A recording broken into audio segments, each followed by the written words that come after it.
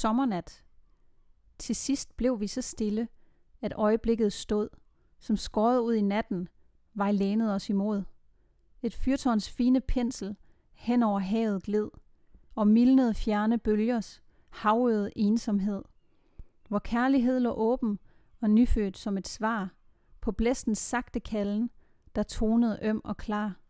Men vi var dødelige, og øjeblikket svandt.